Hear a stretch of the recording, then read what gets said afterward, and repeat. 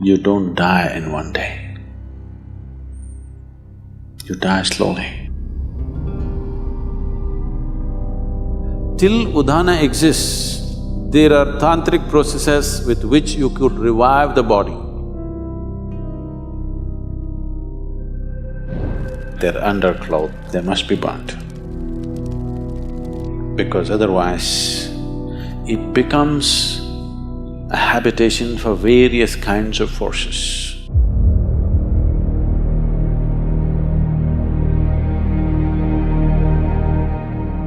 Namaskaram, Sadhguru. After my father died, I still have several of his clothes. But I know in some traditions, you're not supposed to keep the clothes of the deceased. How should this be handled? When you were born, what's your birthday, Jim? 1st of August? Oh, close up. You were not born in one day, though you have a fixed birthday. It took 9.5 months for you to be born, isn't it? Similarly, when you die, you don't die in one day. You die slowly.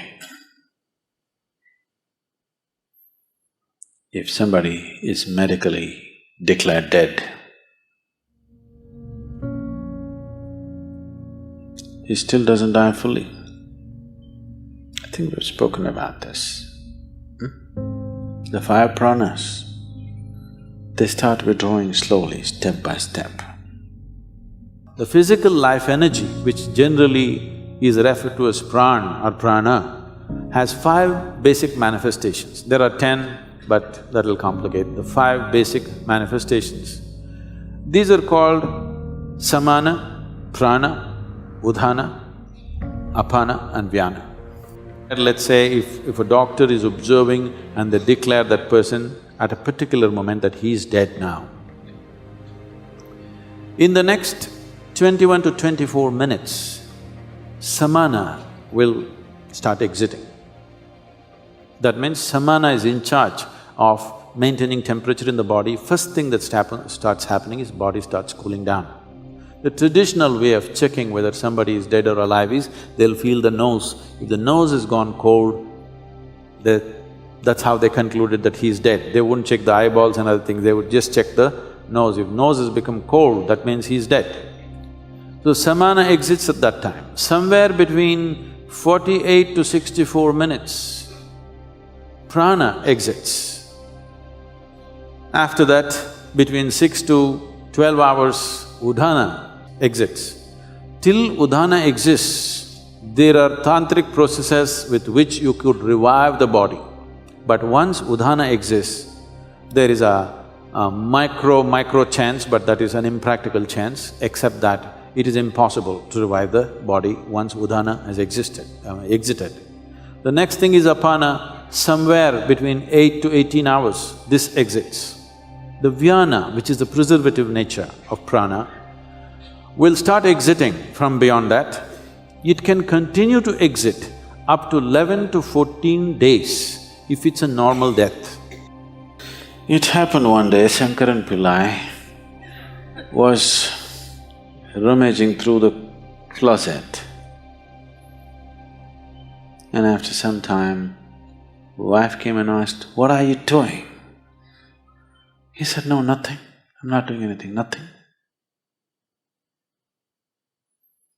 The wife said, "What are you saying, nothing, nothing? I've been watching you. Last half an hour, you're reading our marriage certificate. What's the matter?" Shankaran Pillai said, "I've been looking for the expiry date."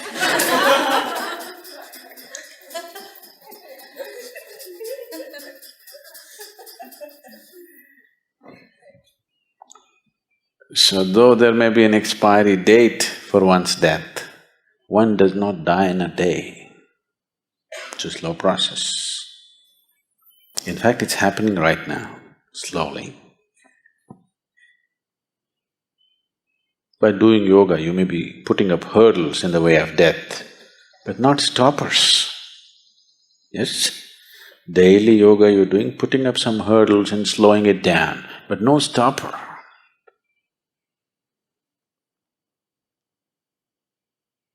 So, today you know that from your old clothing, we can take your DNA. After you're gone, after 100 years later, we can clone you. Yes? Yes or no? You know? So who you are, at least the physicality of who you are, can be picked up from your clothes and we can remake you. At least someone who looks just like you. We can create the body. So, you are still there all over the place. The yogis, when they die, they'll set fire to the hut in which they are living by themselves. There is a way to do it. Let me not tell you because I don't want you to set fire to the cottages here.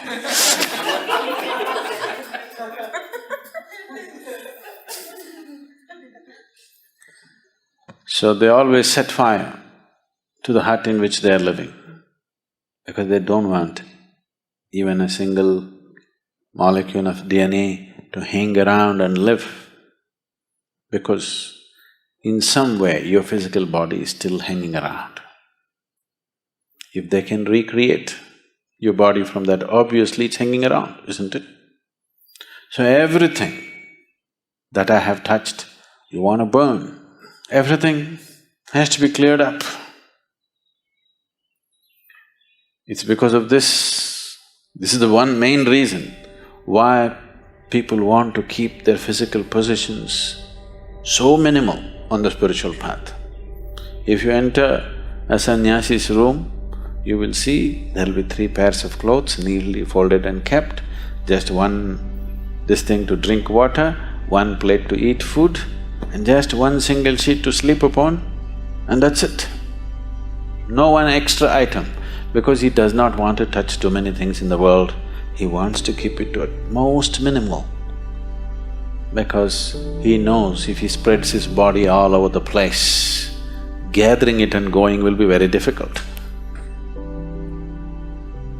That is why he does not form any physical relationships of any kind, because he understands if he leaves his body all over, when the time to gather comes, it's going to be extremely difficult. People who are off your body are unwilling to come with you when you want to go. They won't come. They'll all say, I love you, but they won't come.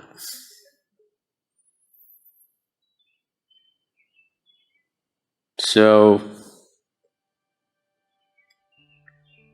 when someone dies, depending upon who he is, accordingly these things must be handled. In today's world, when people have gathered enough clothing for 3 lifetimes, enough footwear for 10 lifetimes, burning all that would be sheer waste. And anyway, their way of existence and the way they exit is such, invariably they have to find root in this earth once again. No point burning all that. At least those things which are very closely, intimately involved with the body, like their underclothes and other things, must be burnt. They must be burnt. Because otherwise, that being will not go easy. He will not know, he does not have the discretion to understand whether he should be here or there. He cannot make any decision. There's no decision-making capability because there's no discretion. Once the body is gone, the discretionary mind is gone. So there is no decision, only by tendency. There are too many things here which belong to the body, it just hangs around, particularly in the first few days. So, in one's home, if there are lots of used clothes, which is a problem with the Western world again, because of the type of clothing and the structure of the society, the things are such, you may be wearing a jacket for 6 months and it may not be washed. Yes? You use it and you hang it there. Because it's a cold country and maybe you don't sweat so much, use it and put it there. Such a thing is not possible in India. If you use something, it has to be washed now. The nature of the clothing, the atmosphere and the social structures are such, but that is changing again there also because most people are wearing clothes made in China, not anymore made in India. So, the type of clothing they are using, naturally they use it and hang it, they don't use it and wash it. All these things were taken care of, every aspect was handled, but we are losing it in a big way. Because these clothes are repeatedly used and hung there, you can actually experiment. Well, today the dogs are there. If you bring a police dog, if you put 1,000 jackets here and ask him to point out which is Jim's jacket, he will just go and point out. Yes? Not God, just a dog.